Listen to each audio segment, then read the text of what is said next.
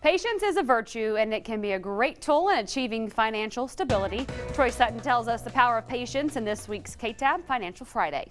What do you, my friends, believe is responsible for financial success or the creation of independent wealth? If you could sum it up in just one word, what would that word be? Think about it for a minute and let's compare notes. To be sure, there are a myriad of words that could sum up such a broad destination. And I've heard quite a few over the years from my clients. Did you know that a survey was done not too long ago, and it found that nearly 80% of the poor believe financial success can be summed up by the word luck?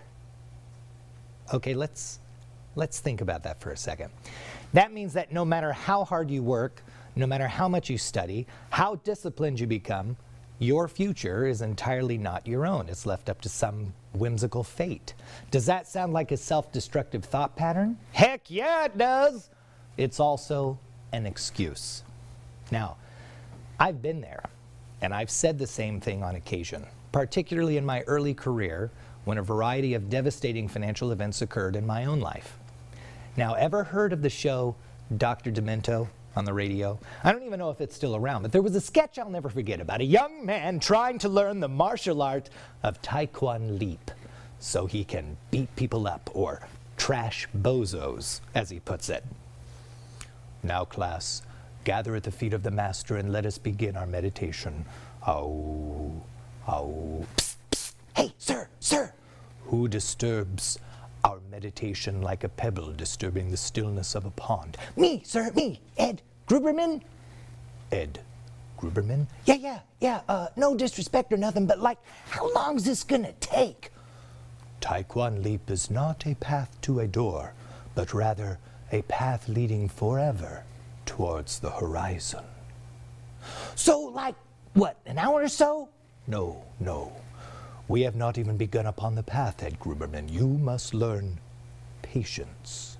Yeah, patience. How long is that going to take? Patience. One of the finest and most important aspects an investor or seeker of financial independence can develop. Impatience stems from greed, desperation, even panic. Financial success comes from patience, which stems from discipline, consistency, and vision. With patience, the Hoover Dam was built. With patience, your reservoir of financial independence will fill. Now, how do you learn patience? Well, don't pray for it. I learned that a long time ago, because then you'll get plenty of opportunities to test that muscle. I heard a story of a monk who decided to learn patience, so he built himself a little home deep in the mountain all by himself, and sometime later a traveler happened upon him, and after being informed that the monk was out there learning patience, the traveler asked how long the monk had been there. 7 years, the monk replied. Stunned, the traveler asked, with nobody around to bother you, how will you know when you are patient? Annoyed, the monk retorted, get away from me, I have no time for you. When we grow impatient, we make poor decisions. We're run by our emotions and not our discipline. Investments in particular reflect the patience of the investor. If he has little patience, often it is, or if he has little money, it's because he is too impatient to wait for things and spends money for gratifications now and not later. Often he chases returns that are supposed to come now and not later. And in the end, he's left with lots of disappointments and the idea that wealth only comes from luck. Just look at the lottery. The whole premise of the lottery. Instant riches requiring no patience or discipline. And few there be that win it. I'm happy for those that do.